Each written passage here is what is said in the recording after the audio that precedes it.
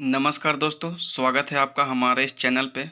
दोस्तों आज फिर से 67वीं बीपीएससी प्रैक्टिस सेट के अंतर्गत एडिटोरियल टेस्ट सीरीज का अगला सेट लेके आए हैं, जो कि आगामी 67वीं बीपीएससी के अलावा सीडीपीओ, दरोगा, बिहार पुलिस सहित अन्य एग्जामों के लिए भी उपयोगी होगी। तो चलिए सीरीज को शुरू करते हैं। फ्रेंड, ये एडिटोरियल का सेट नंबर 7 है। सेट 6 तक कंप्लीट करा दिया गया है। अगर वो वीडियो आप नहीं देखे हैं तो वीडियो का लिंक डिस्क्रिप्शन में दिया हुआ है, आप वहाँ से देख सकते हैं, या फिर आप चैनल के प्लेलिस्ट पे भी जाके वहाँ से वीडियो देख सकते हैं। फ्रेंड, यहाँ पर मैं ऑप्शन को ज़्यादा डिस्कस नहीं करूँगा क्योंकि वीडियो बहुत ज़्यादा लंबा हो जाएगा। आप चाहें तो वीडियो को रोकते हुए अटेम्प्ट करते चलें, या फिर अगर आपको जल्दी में देखना है तो आप स्पीड बढ़ा के भी देख सकते हैं। तो चलिए शुरू करते हैं। देखिए, फर्स्ट कहता है, इनमें से बिहार का कौन सा जिला पश्चिम बंगाल एवं झारखंड तथा गंगा नदी तीनों के साथ सीमा निर्धारित करता है। तो ये देखिए, इसका आंसर हो जाएगा केवल कटिहार हो जाएगा। चलिए हम थोड़ा सा मैप से इसको हम दिखा देते हैं कैसे कटिहार हो रहा है। देखिए, ये देखिए एक बिहार का मैप है, जो कि देखिए इसमें बांका जिला यहाँ पे है, भागलपुर यहाँ पे है, और कटिहार देखिए ये वाला है। तो ये देखिए यहाँ पे कहाँ कहाँ बोल रहा है कि गंगा नदी से भी, और झारखंड से, और पश्चिम बंगाल से, तीनों से टच करना चाहिए। तो देखिए भागलपुर क्या है, यहाँ से तो गंगा नदी गुजर जाती है, इससे टच होता है। ये झारखंड से भी टच होता है, भागलपुर और बांका दोनों। लेकिन ये जो है यहाँ पर पश्चिम बंगाल जो है, इससे टच नहीं होता है। पश्चिम बंगाल का एरिया ये वाला होगा, और ये वाला एरिया झारखंड में आ जाता है। ये वाला एरिया झारखंड में आ गया। और ये जो कटिहार जो है, जिसका बॉर्डर जो है गंगा नदी से भी लगता है, बॉर्डर बोले तो मतलब उसका गंगा नदी को भी टच करता है, पश्चिम बंगाल को भी करता है, और झारखंड को भी करता है। तो इसे यही कारण है कि इसका जो आंसर हो जाएगा वो हो जाएगा कटिहार हो जाएगा, क्योंकि तीनों से अटैच होता है। नेक्स्ट देखते हैं। कहता है, आजाद दस्ता का गठन किसके द्वारा किया गया था। तो ये देखिए, आजाद दस्ता का गठन किया गया था जयप्रकाश नारायण के द्वारा, यानी कि ऑप्शन ए हो जाएगा, सही हो जाएगा। देखिए क्या हुआ था कि आज़ाद दस्ता के दौरान क्या हुआ था, कैसे गठन हुआ था। तो इनको, जो जयप्रकाश नारायण थे, इनको उस समय भारत छोड़ो आंदोलन जो कि 1942 में हुआ था, 1942 में हुआ था, उस समय क्या हुआ था, इनको गिरफ्तार करके हजारीबाग के सेंट्रल जेल में बंद कर देवल गया था।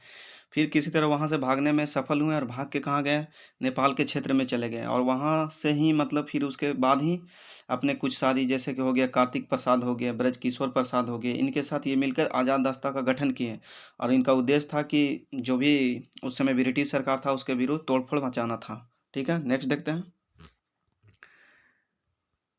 कहता है, पटना का नाम मध्यकाल में अजीमाबाद किसने रखा था। तो ये देखिए, ये रखा था अजीम ने रखा था। और अजीम कौन थे, अजीम थे औरंगजेब का पोता थे, ये औरंगजेब के पोता थे। और ये पुत्र किसके कहेंगे, तो मुअज्जम के पुत्र थे। तो यही किए थे, अजीमाबाद नाम किए थे पटना का पुनर्नाम करके। नेक्स्ट देखते हैं। ऋग्वेद में बिहार के लिए किस शब्द का प्रयोग किया गया। तो ऋग्वेद में देखिए कीकट शब्द का प्रयोग किया गया है, बिहार के लिए कीकट शब्द का प्रयोग किया गया है। यानी माना गया कि ऋग्वेद में माना गया कि जो बिहार था, यानी कि कीकट था, तो कीकट, इसको बिहार को एज ए कीकट रिप्रेजेंट किया गया है, नाम दिया गया है। और इसका शासक नाम प्रेमगंध बताया गया है, यानी बोला गया है कि प्रेमगंध यहाँ के शासक थे, ऐसा बोला गया है ऋग्वेद में। ठीक है, और फिर इसके अलावा यदि देखते हैं अथर्ववेद, और अथर्ववेद में अंग एवं मगध दोनों का उल्लेख मिलता है। यानी अथर्ववेद में यदि बोले जाए तो अंग महाजनपद जो थी, अंग और मगध दोनों का उल्लेख मिलता है। नेक्स्ट देखते हैं। बिहार में महात्मा गांधी द्वारा भारत में चलाए गए सत्याग्रह से जुड़ा पहला स्थल कौन सा था। तो ये चंपारण था, चंपारण जिला था। आपको पता है कि यहीं से सत्याग्रह शुरू हुआ था महात्मा गांधी के द्वारा पहला। नेक्स्ट देखते हैं। असहयोग आंदोलन के दौरान बिहार में द मदरलैंड नामक अखबार का प्रकाशन किसके द्वारा शुरू किया गया था। तो देखिए, द मदरलैंड किसके द्वारा शुरू किया गया था। तो ये शुरू किया गया था मजरूल हक, बिहार में मजरूल हक द्वारा शुरू किया गया था। और कहाँ से शुरू किया गया था, कहता है कि जो इसका उद्देश्य था क्या, राष्ट्रीय भावना को उभारने के उद्देश्य से 30 सितंबर 1921 को शुरू किए थे ये, 30 सितंबर 1921 को शुरू किया गया था। और ये कहाँ से शुरू किया है, सदाकत आश्रम से शुरू किया गया था, यहीं से प्रकाशन किया गया था द मदरलैंड नामक अखबार का। नेक्स्ट देखते हैं। कहता है, विक्रमशिला विश्वविद्यालय की स्थापना का श्रेय किसे दिया जाता है। तो विक्रमशिला विश्वविद्यालय का स्थापना का श्रेय जो जाता है, पाल नरेश को जाता है, पाल नरेश के जाता है। साथ ही आपको याद रहे, पाल नरेश में भी कौन था, धर्मपाल था, धर्मपाल था। और साथ ही आपको याद रखना है कि धर्मपाल के जो पिता थे, धर्मपाल के जो पिता थे यानी कि गोपाल जो कि पाल नरेश ही थे, इसने क्या किया था, ओदंतपुरी विश्वविद्यालय का स्थापना किया था। तो आप ये भी याद रखें, ओदंतपुरी जो कि कहाँ है, नालंदा में स्थापित किया था। नेक्स्ट देखते हैं, कौटिल्यकृत अर्थशास्त्र में राज शब्दोपजीवी शब्द किसके लिए प्रयोग किया गया है? तो ये किया गया था लिच्छवी के लिए किया गया था। किस शब्द का प्रयोग किया गया था? तो राज शब्दोपजीवी राज शब्दोपजीवी संघ का उद्घाटन बोला गया था किसके लिए? तो लिच्छवी के लिए बोला गया था। नेक्स्ट देखते हैं, शेरशाह ने मुगल शासक हुमायूं को कहाँ पराजित किया था? तो देखिए शेरशाह बोलता है कहाँ पराजित किया था, ये किया था चौसा में। चौसा में किए थे हुमायूं के बराबर। कब था चौसा का युद्ध हुआ था? 1539 में हुआ था। ये सब बहुत ज़्यादा रिपीटेड नाम है जो कि हर तरह के एग्जाम में पूछा भी जाता है, तो ये रख रहे हैं। साथ ही आपको याद रखें कि 1540 में 1540 में हुआ था बिलग्राम का युद्ध जो कि कन्नौज में पड़ता है। वहाँ भी युद्ध में पराजित किया गया था इसको ही चौसा। और चौसा कहाँ है ये भी याद रखें, चौसा कहाँ है? बक्सर में है। तो आपको याद रखना है कि शेरशाह ने मुगल शासक हुमायूं कहाँ पराजित किया था? तो ये चौसा में पराजित किया था। ठीक है, नेक्स्ट देखते हैं कि तब बिहार में आधुनिक शिक्षा पाश्चात्य का आरंभ कब से होता है? तो देखिए बिहार में आधुनिक शिक्षा का पाश्चात्य होता है 1835 में शुरू होता है, 1835 में। और ये शुरू किया गया था कब? मैकाले के प्रस्ताव के बाद, लॉर्ड मैकाले। और 1835 में भी इसके अंतर्गत क्या पूर्णिया हो गया, बिहार शरीफ हो गया, भागलपुर हो गया, आरा हो गया, छपरा हो गया, इन सब जगह भी स्कूल की स्थापना किया गया था। नेक्स्ट देखते हैं, बिहार विद्यापीठ की स्थापना कब की गई थी? तो ये किया गया था बिहार विद्यापीठ 1921 में स्थापना इसका किया गया था। और गांधी जी के द्वारा ही किया गया था 6 फरवरी 1921 को बिहार में सदाकत आश्रम में ही बिहार विद्यापीठ की स्थापना किया गया था, जो कि सदाकत आश्रम जो था ना वहीं ही 1921 में इसका बिहार विद्यापीठ का स्थापना किया गया था। नेक्स्ट देखते हैं, बिहार में आरंभिक मानव के साक्ष्य कहाँ से प्राप्त होता है? आरंभिक मानव यानी कि शुरू पता कैसे चलता है कि आराम से कि यहाँ पर मानव थे? तो ये पता है पैसरा यानी कि मुंगेर से पता चलता है। मुंगेर से जो साक्ष्य मिला है वहीं से आरंभिक जो पूरा प्राचीन कालीन के यहीं से साक्ष्य मिला है, यहीं से पता चलता है। नेक्स्ट देखते हैं, हेनसांग ने चेनैपो शब्द का प्रयोग किसके लिए किया गया था? चेनैपो का प्रयोग किस क्षेत्र के लिए किया गया था? तो इसका प्रयोग किया गया था चेनैपो यानी कि चंपा से मिलता जुलता है, तो आप उससे रिलेट करके याद करें, चेनैपो यानी कि चंपा। और ये भी थी जो क्या था, महाजनपद था। चंपा जो था वर्तमान भागलपुर के निकट थी और यह अंग महाजनपद की राजधानी थी। ठीक है, नेक्स्ट देखते हैं, कहता है कि भारत के संविधान के किस अनुच्छेद में विधान परिषद के सृजन और विघटन का उपबंध अंतर्विशिष्ट है? मतलब कि किस आर्टिकल में बताया गया है कि किसी भी राज्य को विधान परिषद मिल सकता है, बन सकता है वहाँ, या विघटन हो सकता है? तो ये बताया गया अनुच्छेद 169 में बताया गया है। नेक्स्ट देखते हैं, संसद के 2 सत्रों के मध्य किसी भी स्थिति में अधिकतम कितनी अवधि का अंतराल होना चाहिए? यानी ये होना चाहिए 6 माह का अंतराल होना चाहिए संसद का, जो कि आर्टिकल 85 के क्लॉज ए में दिया हुआ है। आर्टिकल 85 के क्लॉज ए में बताया गया है कि संसद के जो भी सत्र होंगे वो 6 महीना से ज़्यादा लंबा नहीं होना चाहिए, उसके बीच का गैप। और सत्र कितने होते हैं? तो सत्र क्या होते हैं? 3 तरह के सत्र होते हैं। पहला होता है क्या होता है? बजट सत्र होता है। बजट सत्र ये कब होते हैं? तो फरवरी से मई तक हो जाते हैं। फिर इसके बाद क्या होता है? मानसून सत्र होता है। मानसून सत्र होता है। फिर इसके बाद मानसून सत्र कब से कब चलता है? जुलाई से सितंबर तक चलता है। फिर लास्ट में क्या होता है? शीतकालीन सत्र। तो शीतकालीन सत्र कब चलता है? ये नवंबर से दिसंबर तक चलता है। नेक्स्ट देखते हैं, कहता है निम्नलिखित में से कौन सा विषय संघ सूची में शामिल नहीं है? तो संघ सूची में देखिए, संघ सूची में क्या शामिल नहीं है? तो ये देखिए भूमि संघ सूची में नहीं है, ये राज्य सूची का विषय है, राज्य सूची का विषय है। और ये प्रतिरक्षा हो गया, बैंकिंग हो गया, वायु सेवा हो गया, ये सब संघ सूची का विषय है। नेक्स्ट देखते हैं, भारत में बैंकों का पहली बार राष्ट्रीयकरण कब हुआ था? तो ये देखिए, ये किया गया था 1969 में किया गया था। उस समय कितना बैंक हुआ था? 14 बैंकों का राष्ट्रीयकरण हुआ था। और ये टाइम था 14 जुलाई को हुआ था, 14 जुलाई, जो कि 1969 में किया गया था। अब फिर इसके बाद क्या किया गया था? 1980 में भी 6 बैंकों का राष्ट्रीयकरण हुआ था। नेक्स्ट देखते हैं, निम्नलिखित में से कौन सा विषय अवशिष्ट शक्तियों में शामिल है? अवशिष्ट शक्तियां, तो देखिए ये होता है साइबर कानून। साइबर कानून जो कि अभी सोशल मीडिया के ज़माने में जो इसके थ्रू जो जैसे कि हैकिंग वगैरह हो गया। तो इन सब से निपटने के लिए, इस पर नियम कानून बनाने के लिए कौन होता है? साइबर कानून होता है। और साइबर कानून अपशिष्ट शक्तियों के अंतर्गत होता है। जबकि ये सब शराब हो गया, विदेशी व्यापार हो गया, मुद्रा हो गया, ये सब संघ सूची का विषय है, संघ सूची का विषय है। और ये साइबर कानून अंतर्गत किसका आ जाएगा? अपशिष्ट शक्तियाँ। और अपशिष्ट शक्तियाँ क्या होता है? अपशिष्ट शक्तियाँ क्या होता है कि जैसे देखिए, हम लोग 7वीं अनुसूची में पढ़ते हैं, 3 तरह की सूचियाँ होती हैं। एक होता है संघ सूची, एक होता है राज्य सूची, और एक होता है समवर्ती सूची। यानी कुछ ऐसे कानून, कुछ ऐसे टॉपिक होते हैं जिसपे संघ सूची यानी केंद्र सरकार कानून बनाएगा, कुछ ऐसे होते हैं जिसमें राज्य सरकार बनाएगा, और कुछ ऐसे होते हैं जिसपे राज्य सरकार और केंद्र सरकार दोनों बनाएगा। लेकिन अगर भविष्य में कुछ ऐसे भी बात पता चल जाता है जिस पे कानून बनाना जरूरी है, तो अब उसके लिए इसमें वर्णन नहीं दिया गया है संविधान में, तो वैसे उसका उपयोग कौन करेगा? जो यहाँ की केंद्र सरकार ही बनाएगा संसद के द्वारा। तो वही उस तरह के जो शक्ति होगा वो कहलाएगा अपशिष्ट शक्तियाँ कहलाता है। नेक्स्ट देखते हैं। वर्ष 1990 में अंतर्राज्यीय परिषद की स्थापना निम्नलिखित में से किसकी अनुशंसा पर किया गया था? तो ये किया गया था सरकारिया आयोग पे। यानी कि अंतर्राज्यीय परिषद जो बना था, कब बना था? 1990 में बना था। तो उसके लिए देखिए, सबसे पहले 1983 में सरकारिया आयोग का गठन हुआ था, और ये गठन करने के बाद ये 1988 में फिर अपना रिपोर्ट बदला दिया, यानी कि 5 साल बाद ये अपना रिपोर्ट बताया। और फिर उसके बाद ही संविधान के कितना 11वां भाग में अनुच्छेद 263 के तहत अंतर्राज्यीय परिषद का उपबंध किया गया है। यानी कि 1990 में फिर इसका गठन किया गया। नेक्स्ट देखते हैं। कहता है महाधिवक्ता निम्नलिखित में से किसके पश्चात पर्यंत पद धारण करता है? तो महाधिवक्ता यानी कि राज्यपाल हो जाएगा, राज्यपाल हो जाएगा। वहीं अगर बात किया जाए अटॉर्नी जनरल ऑफ इंडिया जो होता है, अटॉर्नी जनरल ऑफ इंडिया, उसको कौन नियुक्त करता है? तो वो करता है राष्ट्रपति करता है। वहीं अगर राज्य में बात करें, महाधिवक्ता हो गया, तो ये करता है कौन करता है? राज्यपाल करता है। नेक्स्ट देखते हैं।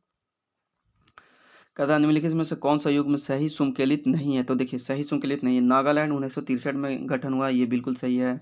गोवा 1987 में, बिल्कुल सही है। देखिए, गोवा आज़ाद पहले हुआ था, लेकिन इसको राज्य का दर्जा मिला 1987 में। फिर वहीं बात करें सिक्किम के, तो सिक्किम देखिए, सिक्किम यहाँ पर इनकरेक्ट है, क्योंकि देखिए ये सही है। देखिए 1963 नागालैंड हो गया, 1987 हो गया गोवा।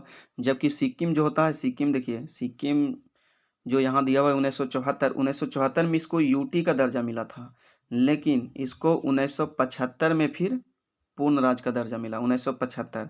तो ये गलत है। बाकी मिजोरम 1987 में मिजोरम और गोवा दोनों एक बार राज्य का दर्जा मिला था। तो यहाँ पर देखिए इनकरेक्ट क्या होगा? सिक्किम हो जाएगा। सिक्किम को यूटी का दर्जा मिला था 1974 में, जबकि पूर्ण राज्य का दर्जा बोलेगा तो ये हो जाएगा 1975 में मिला था इसको। नेक्स्ट देखते हैं। कहता है भारतीय संविधान सभा की पहली बैठक की अध्यक्षता किसने किया था? तो ये देखिए, सच्चिदानंद सिन्हा ने किए थे। देखिए, जब कैबिनेट मिशन के बाद जब भारत का संविधान जब बनने लगा, तो उसके लिए क्या हुआ? कई बैठकें हुई, कई राउंड। तो उसके लिए जो पहली बैठक हुआ था संविधान सभा की, तो उसमें क्या हुआ था? एक बुजुर्ग आदमी को ऐसे ही चुन लेवल गया था, सच्चिदानंद सिन्हा को, और यही अध्यक्षता कराए थे। कब हुआ था? तो 9 दिसंबर को हुआ था, 1946 में हुआ था ये प्रथम बैठक। तो यहाँ पर इसी को चुना गया था। बाद में इसके बाद डॉक्टर राजेंद्र प्रसाद को चुना गया था। नेक्स्ट देखते हैं। भारतीय संविधान की प्रस्तावना में पंथ निरपेक्ष शब्द किस वर्ष जोड़ा गया था? तो देखिए, भारतीय संविधान में जोड़ा गया था, इसके लिए क्या हुआ था? 42 अमेंडमेंट हुआ था, 42वां संविधान संशोधन हुआ था। और ये कब हुआ था? तो देखिए, यहाँ पर देखिए, हम लोग को याद रखना है, एक 44वां और एक 42वां, ये दो संशोधन में हम लोग कन्फ्यूज कर जाते हैं। तो देखिए, 4 और 2 6 होता है, तो 1976 में हुआ था ये 42वां संविधान संशोधन, जबकि 44वां हुआ था 1978 में हुआ था। ठीक है, देखिए 4 और 4 8 होता है, उस तरह से 8 यहाँ पर लिख दिया जाता है। तो यहीं पर देखिए 42वां संविधान संशोधन 1976 के द्वारा पंथ निरपेक्ष शब्द को जोड़ा गया था, और जो कि प्रस्तावना में समाजवादी पंथ निरपेक्ष अखंडता शब्द जोड़ा गया था उस समय। और अगर बात पूछी जाए कि प्रस्तावना अभी तक संशोधन कितना बार हुआ है, तो ये संशोधन अभी तक एक ही बार हुआ है, एक बार हुआ है, वो भी सुप्रीम कोर्ट उसको वैलिड कर दिया है, सुप्रीम कोर्ट। नेक्स्ट देखते हैं। कहता है भारत में पंचायती राज व्यवस्था की शुरुआत कब हुआ था? देखिए, पंचायती राज हुआ था 2 अक्टूबर 1959 को हुआ था। कहाँ पंचायती राज की शुरुआत हुआ? राजस्थान के नागौर जिला में हुआ था। लागू किया गया था सबसे पहले। फिर इसके बाद 1992 में 73वां संशोधन हुआ था। 1992 में 73वां संविधान संशोधन करके पंचायती राज को संवैधानिक स्तर पे जोड़ा गया था। ठीक है, पंचायती राज जो होता है ये ग्राम स्तर पे होता है, लेकिन अगर सिटी स्तर की बात करें, जैसे कि मुंबई हो गया, दिल्ली हो गया, तो इसमें क्या हो गया, इस समय तो पंचायती राज की जगह पे क्या चलता है, इसमें चलता है जैसे नगर निगम हो गया, नगर निगम हो गया यानी नगर निकाय। तो उसका भी, उसके लिए भी क्या किया गया था, तो उसके लिए भी दोनों के लिए 1992 में ही, 1993 में ही किया गया था संशोधन, 73वां और 74वां। 1993 में, 1993 में ही किया गया था। उसके बाद भी इन लोग को संवैधानिक दर्जा मिला था। तो हमको याद रखना है कि 2 अक्टूबर 1959 को पहली बार पंचायती राज व्यवस्था कहाँ, राजस्थान के नागौर जिला से शुरू हुआ था, जबकि हमको 24 अप्रैल 1993 से 73वां और 74वां संविधान संशोधन करके हमको पंचायती राज और फिर नगर निकाय दोनों को ऐड किया गया। 2011 के जनगणना के अनुसार देश की जनसंख्या में बिहार की जनसंख्या की भागीदारी कितनी है? तो देखिए बिहार की जनसंख्या कितनी है, 8.6% है। और इसके अनुसार आबादी कितना है, 2011 की जनगणना के अनुसार, जनसंख्या के अनुसार 10.41 करोड़ माना जाता है कि बिहार की आबादी है। नेक्स्ट देखते हैं, बिहार बजट के अनुसार राज्य का हड्डी रोग का सबसे बड़ा स्पेशलिस्ट अस्पताल किसे बनाया जाएगा? तो देखिए हड्डी रोग के लिए बनाया जाएगा लोक प्रकाश जयनारायण अस्पताल जो है, इसको बनावल जाएगा, जो कि कितना होगा, 400 बेड का होगा। ये 400 बेड का, जो कि करेंट का इशू है, आप याद रखें। यहाँ के उप मुख्यमंत्री और वित्त मंत्री जो राज्य के स्तर के थे, कौन, तारकिशोर प्रसाद सिंह, 22 फरवरी 2021 को इसका अनाउंस किए थे, प्रस्तुत किए थे बजट में, 22 फरवरी 2021 को।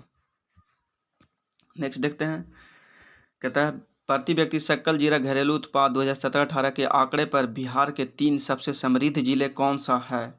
तो ये देखिए, कहता है पटना, बेगूसराय, मुंगेर, ये 3 गो समृद्ध जिला हो गया। नेक्स्ट देखते हैं, वर्ष 2019-20 में बिहार में सकल राज्य घरेलू उत्पाद GSDP में वृद्धि दर कितनी रही है? तो ये रही है 10.5%। नेक्स्ट देखते हैं, कहता है भारतीय पर्यटन सांख्यिकी 2019 के अनुसार 2018 में विदेशी पर्यटकों के आगमन के लिहाज से बिहार का स्थान कैमा है? तो देखिए बिहार का स्थान 9वां है। नेक्स्ट देखते हैं,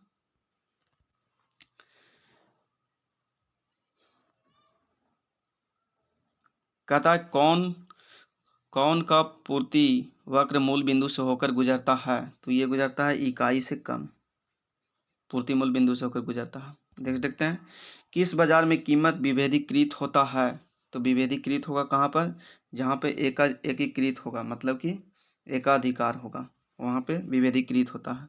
नेक्स्ट देखते हैं, संतुलित कीमत निर्धारित करने वाले कारक कौन से हैं? संतुलित कीमत, तो देखिए ये होता है संतुलित कीमत कौन कौन होगा, कि वस्तु का मांग और पूर्ति दोनों जब बराबर होगा, मांग भी और वस्तु की पूर्ति भी दोनों होगा, तभी संतुलित कीमत निर्धारित किया जा सकेगा। तो इनमें से ऑप्शन क्या हो जाएगा, ऑप्शन ई हो जाएगा, यानी एक से अधिक। नेक्स्ट देखते हैं, गांधीवादी अर्थव्यवस्था किस पर आधारित था? तो गांधीवादी अर्थव्यवस्था तो जी की न्यास पर आधारित था, न्यास पर था, अर्थात स्ट्रिपशिप पर आधारित था। स्ट्रिपशिप भी इसको बोला जाता है, ट्रस्टीशिप पर आधारित था, न्यास पर यानी ट्रस्टीशिप पर आधारित था। यानी इसको ऐसा लगता था कि इसके अंतर्गत ऐसा होता है, गांधीवादी अर्थव्यवस्था के अंतर्गत ऐसा होता है कि जो धनी लोग हैं ना, वो जो गरीब वर्ग के लोग हैं उनका कल्याण करेंगे कुछ। नेक्स्ट देखते हैं, निम्नलिखित में साधन निर्धारण के तत्व कौन सा है? साधन निर्धारण के तत्व, तो ये देखिए यहाँ पर जो भी है, जैसे साधन निर्धारण के तत्व किराया हो गया, ब्याज हो गया, मजदूरी हो गया, लाभ हो गया, तो ये सारे हैं साधन निर्धारण के तत्व, ये सारे के सारे हो जाएंगे, इनके ऑप्शन ई हो जाएगा। नेक्स्ट देखते हैं, कीवेस वर्ल्ड यूनिवर्सिटी रैंकिंग 2022 में किस विश्वविद्यालय ने शीर्ष स्थान हासिल किया? तो ये देखिए मैसाचुसेट्स इंस्टीट्यूट ऑफ टेक्नोलॉजी, यानी कि MIT भी बोल सकते हैं। नेक्स्ट देखते हैं, उदयपुर विज्ञान केंद्र का उद्घाटन में से किस राज्य केंद्र शासित प्रदेश में किया गया है? तो देखिए नाम तो लगता है उदयपुर, जो कि उदयपुर कहाँ है, तो राजस्थान में है, राजस्थान में है, लेकिन यहाँ पर इसका जो आंसर होगा वो होगा त्रिपुरा में किया गया है। उदयपुर विज्ञान केंद्र जो कि नाम है इसका, तो ये कहाँ किया गया है, त्रिपुरा में किया गया है, जो कि नॉर्थ ईस्ट का विज्ञान केंद्र के रूप में स्थापित किया गया है। कहता है किस राज्य के राज्यपाल ने निजी क्षेत्र की 75% नौकरियों को स्थानीय लोगों के लिए आरक्षित करने के विधेयक को मंजूरी दे दी है? तो ये है हरियाणा में अभी रिसेंटली हुआ, यानी कि प्राइवेट नौकरी में 75% लोकल आदमी ही रहेंगे, अदर स्टेट के नहीं रहेंगे। नेक्स्ट देखते हैं। कहता है कि व्हाट्सएप बैंकिंग सेवा शुरू करने के लिए किस बैंक ने व्हाट्सएप के साथ करार किया है? तो ये किया है एक्सिस बैंक ने किया। नेक्स्ट देखते हैं। खेलो India winter game national games के दूसरे संस्करण में किस राज्य केंद्र शासित प्रदेश ने पदक तालिका में शीर्ष स्थान हासिल किया है? तो ये किया है जम्मू कश्मीर किया है, जम्मू कश्मीर किया है। नेक्स्ट देखते हैं। विश्व बैंक ने एमएसएमई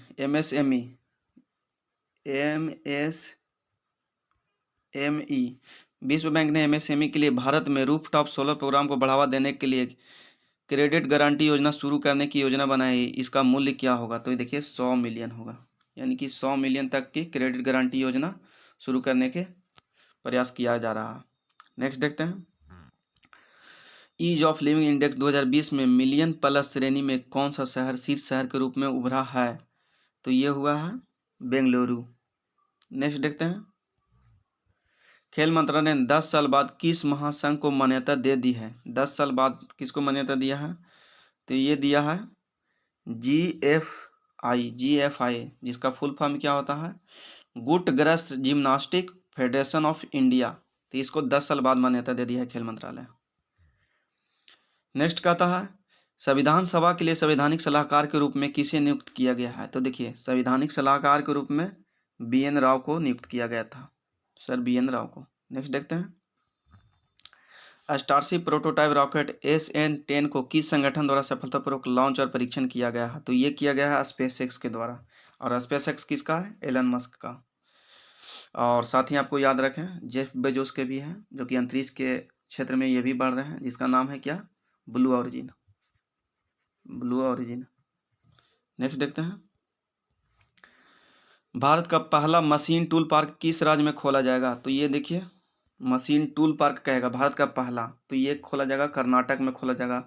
इसका कितना एरिया में खोला जाएगा? 530 एकड़ एरिया में फैला है, वहीं पे खोला जाएगा मशीन टूल पार्क। नेक्स्ट देखते हैं। देखिए कहता है ब्रह्मोस मिसाइल खरीदने के लिए किस देश ने रक्षा सामग्री और उपकरणों की खरीद समझौते को हस्ताक्षर किया है? तो ये किया है अभी फिलीपींस ने किया है, यानी कि ऑप्शन बी। नेक्स्ट देखते हैं। UNGA द्वारा भारत द्वारा प्रस्तावित अंतर्राष्ट्रीय बाजरा वर्ष के रूप में मनाने के लिए किस वर्ष को घोषित किया गया है? यानी अंतर्राष्ट्रीय बाजरा वर्ष, तो 2023 हो जाएगा। नेक्स्ट देखते हैं। किस राज्य सरकार ने युवाओं को मुफ्त कौशल प्रशिक्षण प्रदान करने के लिए IBM के साथ समझौता किया है? तो ये किया है गोवा किया है। नेक्स्ट देखते हैं। कहता है कि निम्नलिखित में से किसने दक्षिण एशियाई डिजिटल मीडिया पुरस्कारों में वर्ष 2020 का चैंपियन प्रकाशक जीता है? तो ये जीता है, कौन ने जीता है? द हिंदू ग्रुप ने जीत लिया है। नेक्स्ट देखते हैं।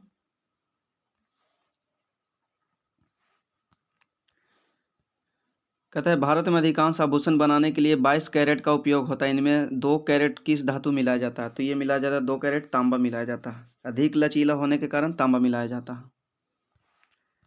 भूमि अभिलेख डिजिटलकरण सूचांक 2021 की सूची में पहले 3 राज्यों में कौन सा स्थान है? यानी कि पहले 3 राज्यों में पूछ रहा है, तो ये हो जाएगा मध्य प्रदेश, पश्चिम बंगाल और उड़ीसा हो जाएगा। मध्य प्रदेश, पश्चिम बंगाल और उड़ीसा। नेक्स्ट देखते हैं। किस राज्य सरकार ने भारत तिब्बत सीमा क्षेत्रों में 3 आदर्श गांवों को विकसित करने का निर्णय लिया है? तो ये हो जाएगा अभी अरुणाचल प्रदेश में ऐसा होगा। नेक्स्ट देखते हैं। कहता है किस बैंक ने रुपे सॉफ्टवेयर लॉन्च करने के लिए भारत में डिजिटल भुगतान के लिए भारतीय राष्ट्रीय भुगतान निगम और अम्ब्रेला इकाई के साथ समझौता किया है? तो ये किया है SBI भुगतान किया है। नेक्स्ट देखते हैं। भारत के आर्थिक सर्वेक्षण 2020-21 के विषय थीम क्या था? तो ये था, कहता है आर्थिक सर्वेक्षण के लिए, तो ये है आर्थिक सर्वेक्षण हो जाएगा जीवन एवं आजीविका की सुरक्षा आर्थिक सर्वेक्षण में, जबकि बजट का क्या था? 2020-21 का बजट था आत्मनिर्भर भारत। नेक्स्ट देखते हैं। Solid fuel ducted ramjet engine solid fuel ducted ramjet engine तकनीक का सफल उड़ान किसने किया है? तो ये किया है DRDO के द्वारा किया गया है अभी रिसेंटली। नेक्स्ट देखते हैं, भारत ने किस तारीख को चबाहार दिवस मनाया है? तो ये मनाया है 4 मार्च को मनाया है यहाँ, जो कि ये ऑनलाइन हुआ था। चबाहार दिवस आयोजित किया गया था दिल्ली में, जो आयोजित हुआ था मैरीटाइम इंडिया समिट, उसी के मौके पर हुआ था। नेक्स्ट देखते हैं, कहता है अंतर्राष्ट्रीय क्रिकेट में एक ओवर में 6 छक्के लगाने वाले तीसरे बल्लेबाज कौन बने हैं? तो ये बने हैं किरण पोलार्ड, जो कि वेस्ट इंडीज के क्या हैं, वेस्ट इंडीज के ये वहाँ के कप्तान हैं। नेक्स्ट देखते हैं, CSIR नियो ने 90 दिवसीय वैज्ञानिक क्रूज मिशन कहाँ शुरू किया है? तो ये किया है कहाँ? हिंद महासागर में शुरू किया है। नेक्स्ट देखते हैं, दुनिया का पहला प्लेटिपस अभ्यारण्य कौन सा देश बना रहा है? प्लेटिपस अभ्यारण्य, तो ये ऑस्ट्रेलिया बना रहा है। नेक्स्ट देखते हैं, उस रोबोटिक हेलीकॉप्टर का नाम क्या है जिसने नासा के परविसरेंस रोवर द्वारा संचालित किया गया है? तो ये देखिए इंजिनिटी हो जाएगा, जो कि नासा द्वारा जो परविसेंस रोवर के द्वारा जो एक हेलीकॉप्टर जो कि मंगल ग्रह के था, जेजेरो क्रेटर से यहाँ से उड़ान भरा था। नेक्स्ट देखते हैं, कहता अंतर्राष्ट्रीय क्रिकेट परिषद ICC की पहली विश्व टेस्ट चैंपियनशिप का खिताब भारत को हराकर किस देश ने जीता है? तो देखिए ये जीत लिया है, न्यूजीलैंड जीत लिया है। नेक्स्ट देखते हैं, भारत ने किस पड़ोसी राष्ट्र में 1 फरवरी 2021 को वहीं की सेना ने लोकतांत्रिक सरकार को निलंबित कर स्वयं सत्ता संभाल ली है? तो ये यह म्यांमार में हुआ है। नेक्स्ट देखते हैं, निम्नलिखित में से किसका संबंध किसान आंदोलन से नहीं रहा है? तो देखिए किसान आंदोलन का संबंध नील आंदोलन से भी रहा है, पावना विद्रोह से भी रहा है, रामौसी विद्रोह से भी रहा है, बरदोली से भी रहा है। तो यानी कि इनमें से सभी सही हो जाएगा। नेक्स्ट देखते हैं, किस महिला खिलाड़ी ने अंतर्राष्ट्रीय क्रिकेट में 10,000 रन बनाकर पहली भारतीय महिला खिलाड़ी बन गई है? तो ये हो गई मिताली राज। नेक्स्ट देखते हैं, भारत में विनिर्मित की जा रही कोविड-19 वैक्सीन के मामलों में निम्नलिखित में से कौन सा युग्म संकेलित है? तो देखिए Covishield serum institute of India द्वारा बनाया जा रहा है, बिल्कुल सही। कोवैक्सीन बनाया जा रहा है भारत बायोटेक द्वारा। Novel corona virus 2019 vaccine Cadila health care limited द्वारा बनाया जा रहा है, ये भी सही है। स्पुतनिक भी कोविड-19 डॉक्टर रेड्डीज लेबोरेटरी द्वारा बनाया जा रहा है, ये भी सही है। तो यानी कि इनमें से सारा का सारा सही है। नेक्स्ट देखते हैं,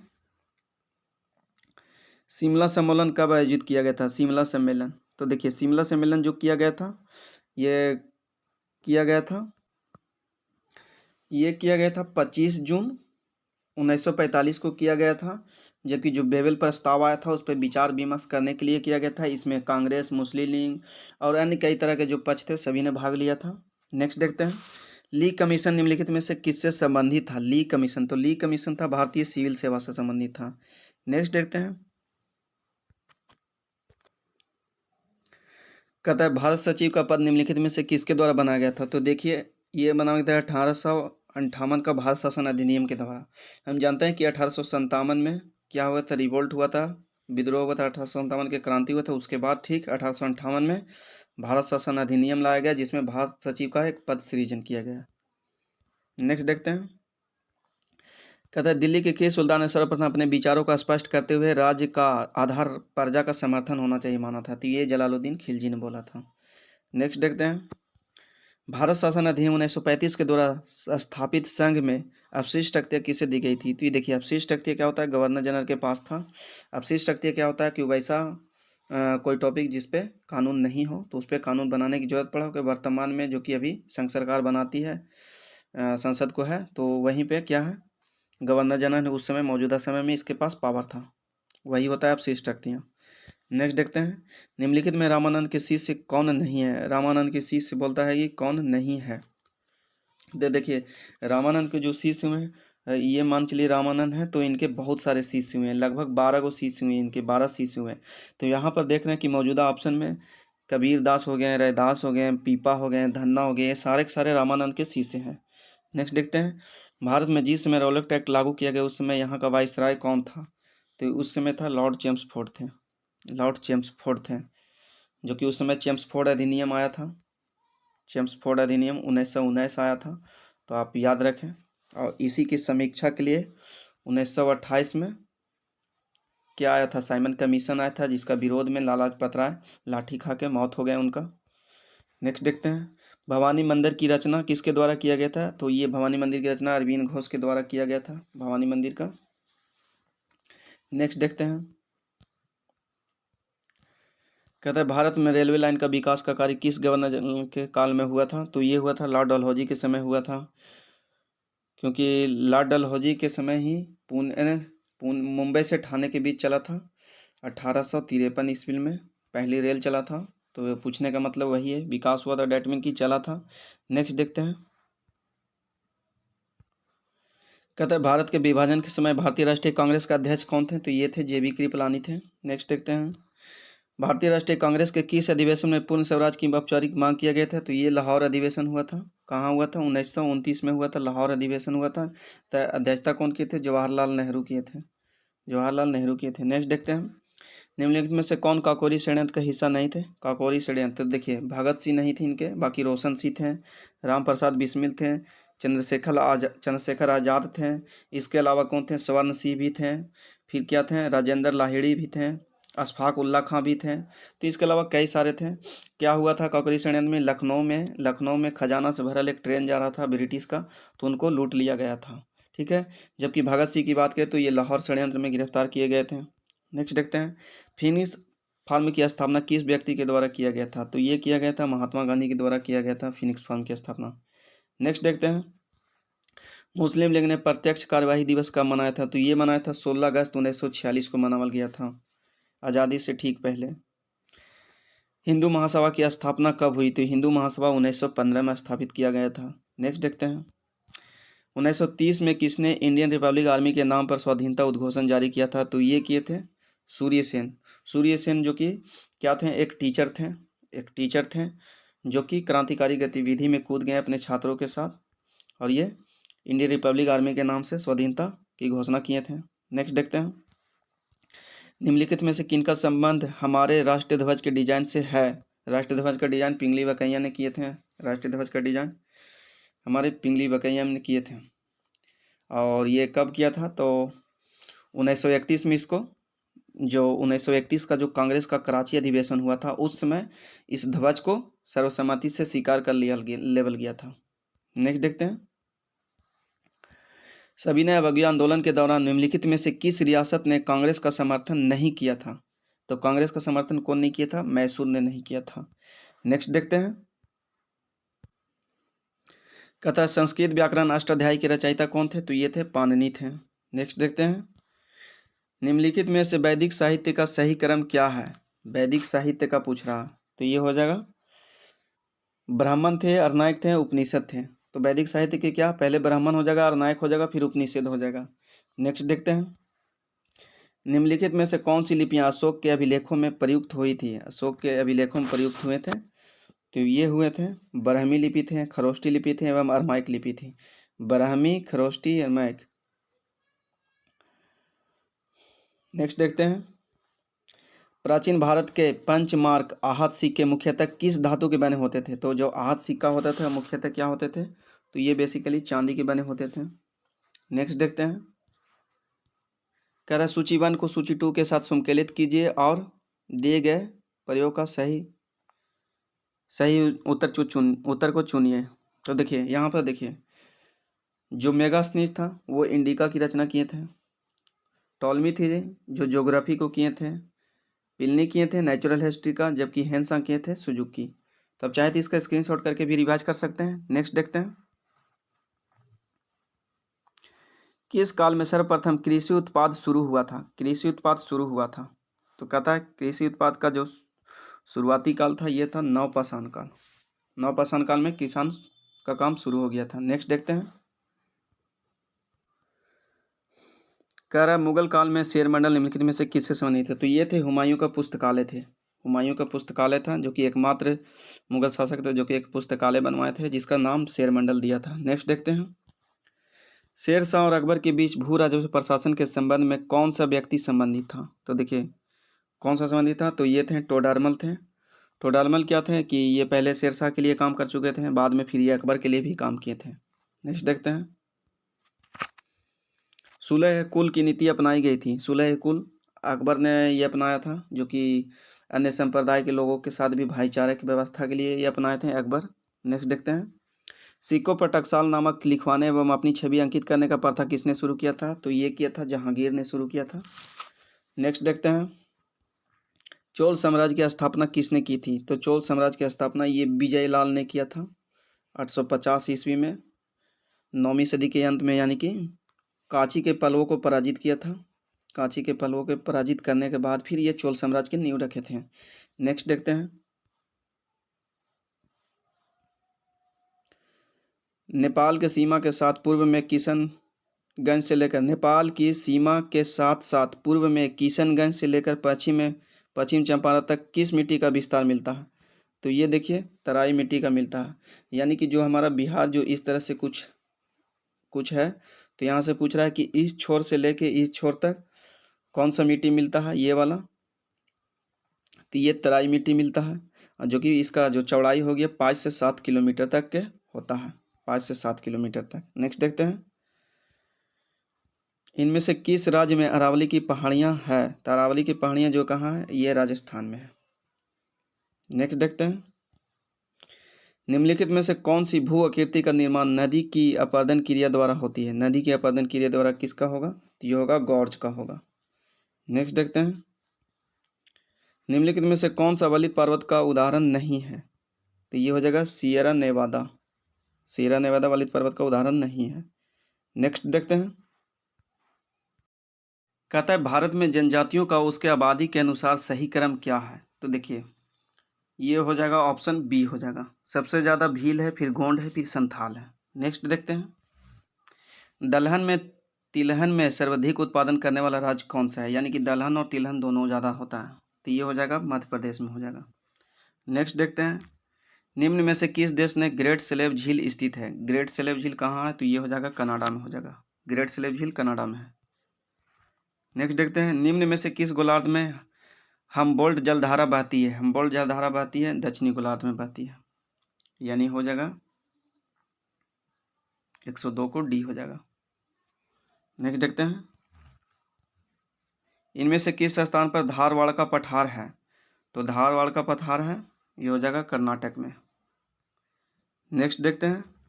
चुक्सी सागर निम्नलिखित में से कहाँ स्थित है? चुक्सी सागर तो कहता है आर्कटिक महासागर में है। ये कहाँ है? आर्कटिक महासागर में, यानी कि डी हो जाएगा। चुक्सी सागर कहाँ है? तो आर्कटिक महासागर में है। नेक्स्ट देखते हैं। सुदूर दक्षिण में स्थित लैंडलॉक्ड देश कौन सा है? सुदूर दक्षिण में, तो ये हो जाएगा लेसोथो। ये हो जाएगा लेसोथो हो जाएगा, जो कि लैंडलॉक कंट्री है।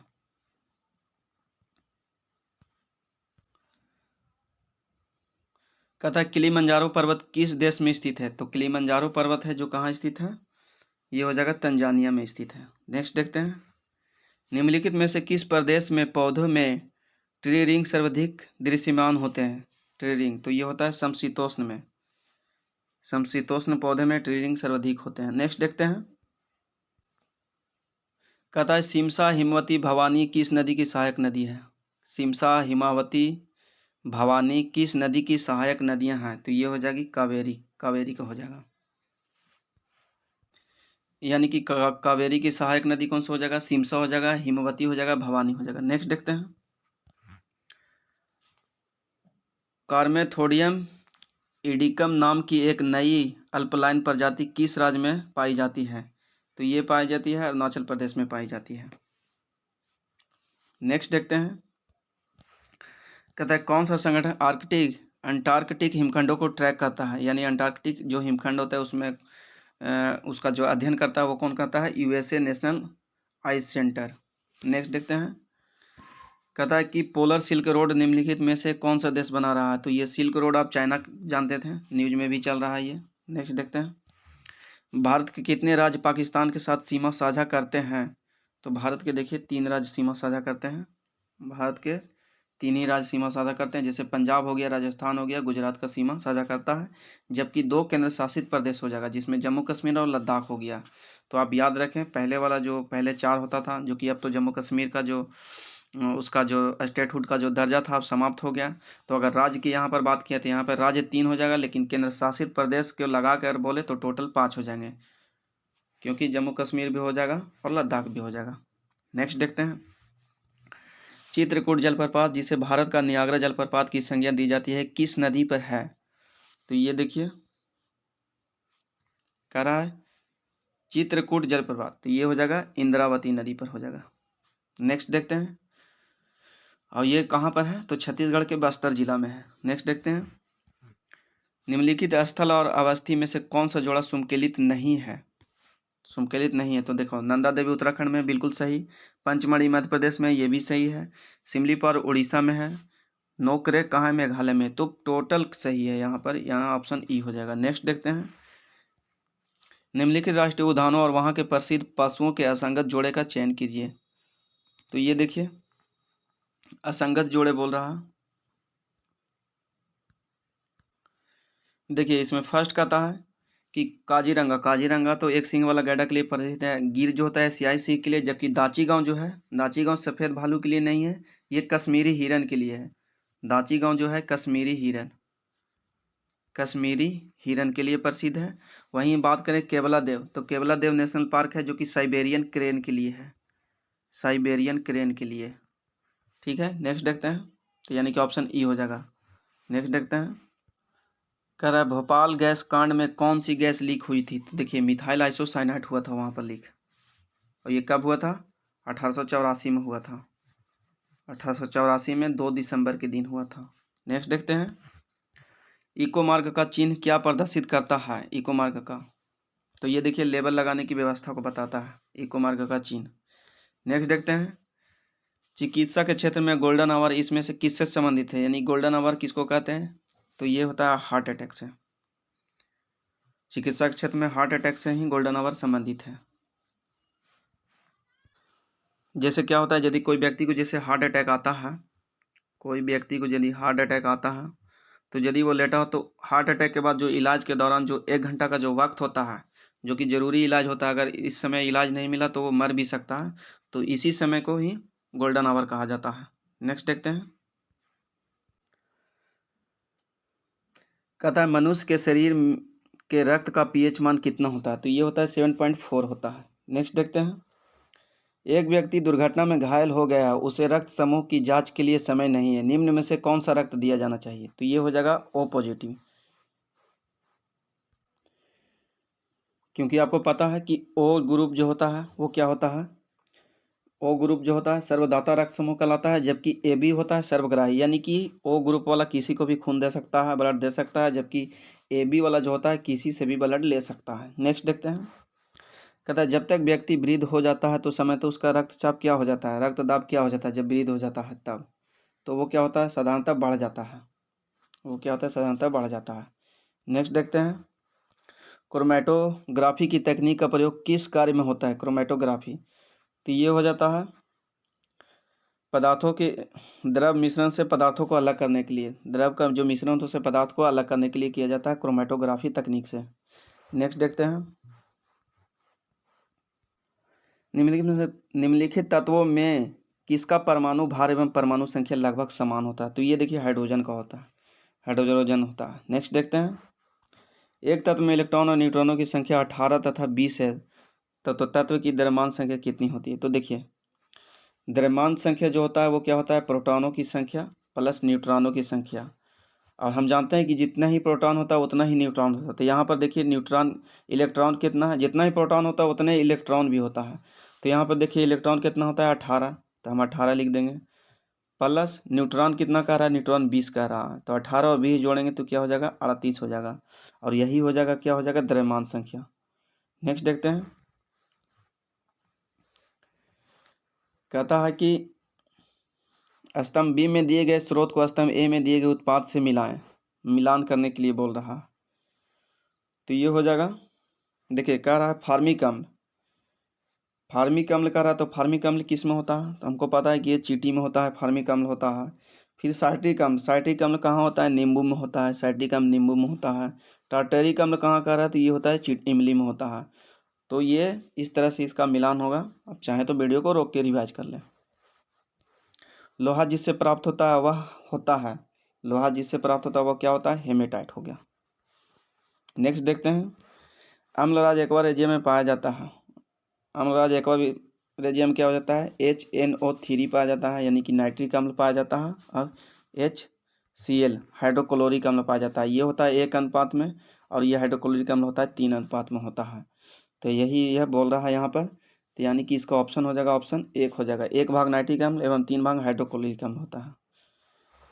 नेक्स्ट देखते हैं 1 नैनोमीटर निम्नलिखित में से किसके बराबर होता है। तो देखिए 1 नैनोमीटर, तो देखिए इसका जनरली हम लोग देखते हैं 1 नैनोमीटर बराबर होता है 10⁻⁹ मीटर होता है।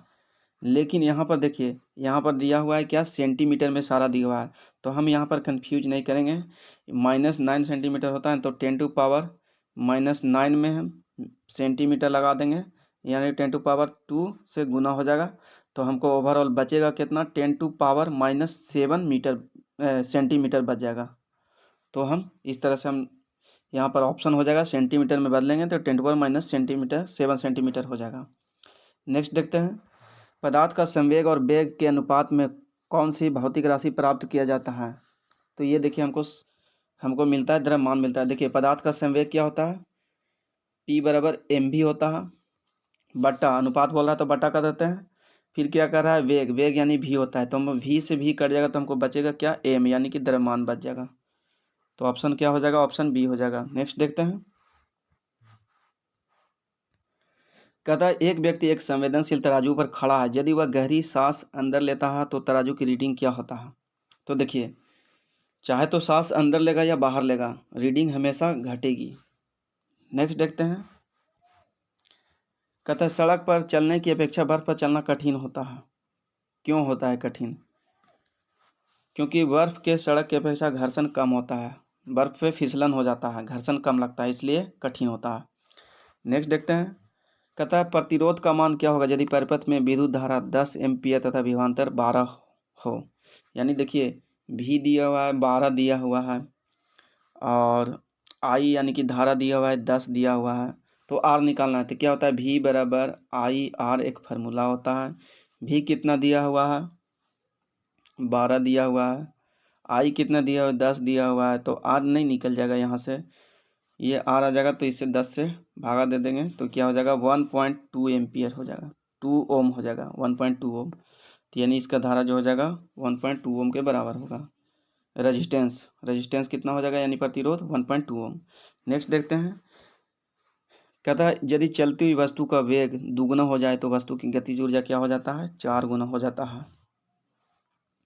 यानी इसका वेग जो होगा कितना हो जाएगा, 4 गुना हो जाएगा। जैसे हम जानते हैं गतिज ऊर्जा क्या होता है, हाफ mv²। तो देखिए मास को तो उतना ही रखना है, तो हम इसको कांस्टेंट हटा देते हैं। सपोज हम v को कितना रखते हैं, 2 रखते हैं, तो 2 दूनी कितना, हमको 4 मिलता है। लेकिन जैसे ही v दुगना करेंगे वेलोसिटी, तो v² यानी कि अभी हम 4 कर देंगे तो 4 चौके हमको 16 मिलेगा, तो यानी कि इससे कितना 4 गुना हो जाता है। तो इस प्रकार हम देखते हैं कि यहाँ पर 4 गुना हो जाता है। नेक्स्ट देखते हैं, नीचे उपकरण एवं ऊर्जा का रूपांतरण दिया गया है, इनमें से कौन सा समूह सही है, समूह सही है बोल रहा है। तो देखते हैं, देखिए इसमें कह रहा है डायनमो विद्युत ऊर्जा को यांत्रिक ऊर्जा में बदलता है। देखिए फर्स्ट ही गलत हो गया, डायनमो क्या करता है, यांत्रिक ऊर्जा को विद्युत ऊर्जा में बदलता है। विद्युत मोटर विद्युत ऊर्जा को यांत्रिक ऊर्जा में बदलता है, बिल्कुल सही है। सौर सेल सौर ऊर्जा को विद्युत ऊर्जा में बदलता है, ये भी सही है। यानी 1 और 2 सही है और ये वाला गलत हो गया, फर्स्ट वाला। नेक्स्ट देखते हैं, मरुस्थल में मृग मरीचिका उत्पन्न होने के क्या कारण होते हैं। तो ये देखिए प्रकाश का पूर्ण आंतरिक परिवर्तन होता है, उसी के कारण मृग मरीचिका उत्पन्न होते हैं। नेक्स्ट देखते हैं, कहते हैं सेल्सियस स्केल पर मानव शरीर का सामान्य तापमान होता है। तो ये होता है देखिए 37 डिग्री सेल्सियस होता है, यानी सामान्य तौर पर मनुष्य का तापमान होता है। नेक्स्ट देखते हैं, कहता है किस सिद्धांत पर जेट इंजन कार्य करता है। तो जेट इंजन जो कार्य करता है, ये करता है रेखीय संवेग संरक्षण के सिद्धांत पर काम करता है जेट इंजन। नेक्स्ट देखते हैं, फाउंटेन पेन का आविष्कार कौन किए थे। तो ये किए थे वाटरमैन किए थे फाउंटेन पेन का आविष्कार। कब किए थे, तो 1883 ईस्वी में न्यूयॉर्क शहर में किए थे, 1883 ईस्वी में न्यूयॉर्क में किए थे। और इसका पेटेंट कब करवाए थे, 1884 में करवाए थे। नेक्स्ट देखते हैं, निम्नलिखित वैज्ञानिकों में से किसने नवीन सापेक्षता सिद्धांत का प्रतिपादन किया था। नवीन सापेक्षता का सिद्धांत दिया था, ये दिए थे जेबी नर्लिकर ने दिए थे, जेबी नर्लिकर ने दिए थे, नवीन सापेक्षता का सिद्धांत दिए थे। नेक्स्ट देखते हैं, निम्न में से कौन सा हार्मोन गैसीय अवस्था में पाया जाता है। तो गैसीय अवस्था में पाया जाने वाला हार्मोन है एथिलीन है। बाकी यहाँ से मैथ शुरू होता है। तो फ्रेंड ये देखिए इसका 140 क्वेश्चन का सेट यहाँ पर आर्ट्स का कंप्लीट होता है, जीएस पार्ट होता है। बाकी इसमें 10 न्यूमेरिकल होते हैं जिसके लिए हम अलग से सेपरेट वीडियो ला रहे हैं। तो प्लीज़ चैनल के साथ बने रहें, जल्दी इसका अगला पार्ट में मिलते हैं। और वीडियो कैसा लगा आप कमेंट करके बताएं और चैनल को सब्सक्राइब करें। तो चलिए मिलते हैं इसका नेक्स्ट सीरीज में, जो कि सेट 8 होगा अगला। तो चलिए तब तक के लिए धन्यवाद।